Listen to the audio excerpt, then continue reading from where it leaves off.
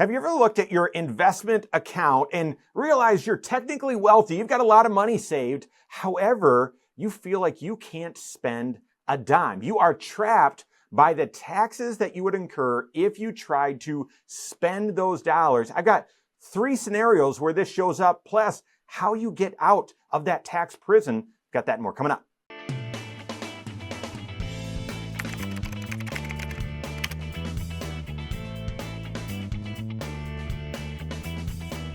Many people spend their career 30, 40 years saving up, building their nest egg, when in fact they're actually building a financial cage. That's right. They build up a lot of wealth, whether that's in a retirement account, 401k that eventually becomes an IRA, or maybe a non-retirement account, a non-IRA, but they feel like, I can't touch these dollars at all. If I do, it will trigger a massive tax bill. Today, I want to talk about how you can unlock that capital from those accounts so you can take your next wise step in your financial life. There are 3 primary times that we've seen this where people can feel trapped and that their dollars are just locked away and they're inaccessible. One is when you're saving up in a non-retirement account, or maybe you've received an inheritance and you've got a lot of wealth in a non-retirement account.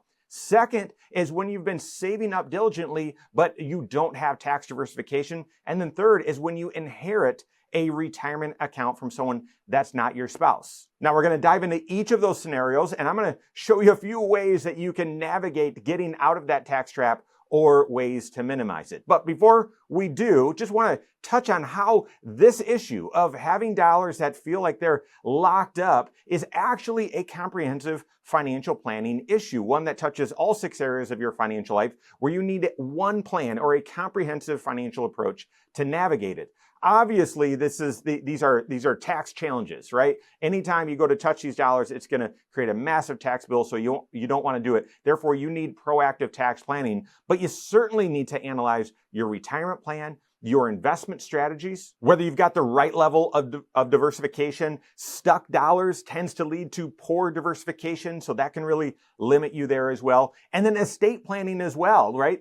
These dollars, many people, especially for the non-IRA dollars, many people look and say, well, they'll get a step up in cost basis when I pass away, so that becomes the primary strategy, but it compromises your other financial goals and again leaves you trapped. So the way out of this mess is ensuring that you're looking at your financial life from a comprehensive perspective, looking at all 6 areas. We call that one plan, taking these competing initiatives or these competing areas and get them all working together in synergy. Situation number 1, the golden handcuffs of capital gains. This is where you've got a lot of dollars that you've saved up outside of tax shelter. So outside of your 401k, outside of your IRA, and you've saved up these dollars.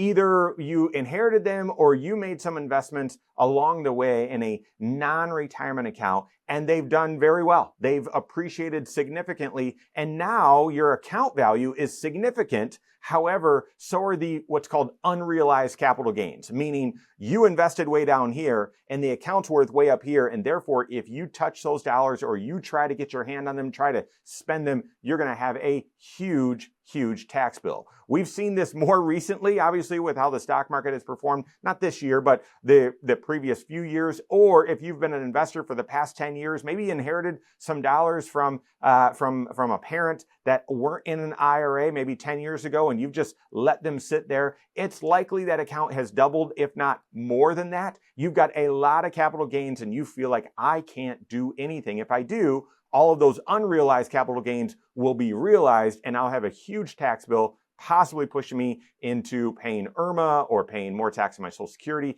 You want to avoid it. What are some strategies to get these dollars unstuck and navigate that tax challenge? First, is it possible that within that non-IRA account, that non-retirement account, you have some other investments that maybe have declined in value, that you can sell those, capturing or harvesting a capital loss at the same time you sell some of the investment that has high appreciation and you neutralize that tax pain. Second strategy is donating some of that highly appreciated stock to a charity. And if you say, well, that's way more than what I'd want to give a charity or any one charity in any one given year, opening up a donor advised fund and donating that appreciated stock into that donor advised fund, because you then get to release, you get to control the timing of when you release those dollars from the donor advised fund to the end charity. And then finally, managing your tax brackets, mapping out via a multi-year tax planning strategy, having a capital gains budget, if you will, so that you don't break some other things and blow through certain other tax thresholds or deduction phase outs,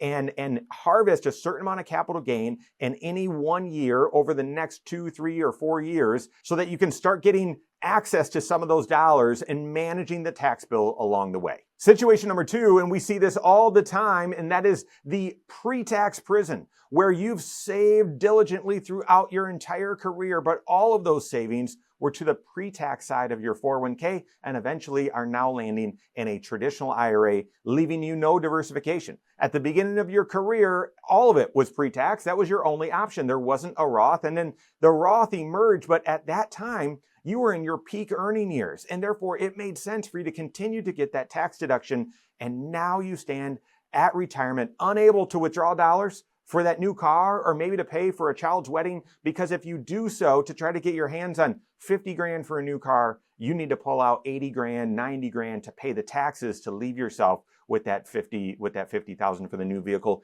and you don't want to do it. How do you navigate that? Well, being strategic, doing a multi-year tax projection with your certified financial planner, and being strategic with Roth conversions, being opportunistic, maybe looking and saying, well, yeah, that's going to be the case if we don't plan for taxes. But if you know what, when we do this projection, we could be doing $25,000 Roth conversions for the next several years. And over those years, we'll eventually be able to build up a decent amount in the Roth IRA. Looking at your tax planning from a multi-year perspective instead of just what's in front of you, that often unlocks the strategies where you can see how you can get out of that pre-tax prison and end up getting to the tax diversification that you wish you had built during your career. And finally, situation number 3, and that is the inherited IRA bottleneck. This is where you inherit a pre-tax account, an IRA, from someone that's not your spouse, and now you realize, well, I've got to withdraw all of this money, take the entire account out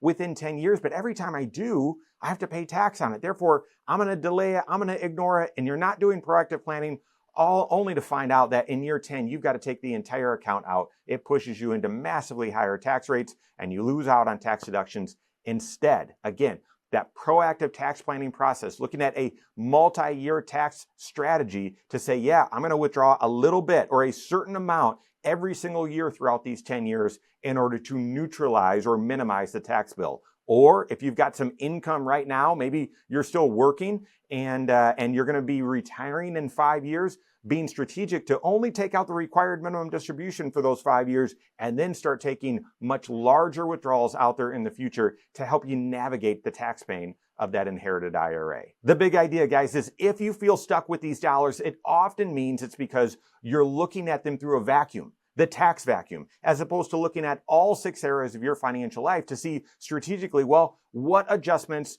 can you make in order to get access to these dollars, navigating the necessary taxes. Don't let the tax tail wag the financial dog. If you've got some dollars in your retirement nest egg that are making you feel like you're stuck, work with your certified financial planner, build out that multi-year tax projection, and navigate the tax planning opportunities that exist for you to release those dollars, get access to them, and stop feeling like those dollars are stuck. Work with your certified financial planner on that. If you don't have a CFP on your team, you can contact one on my team. Find us online, Korhorn.com.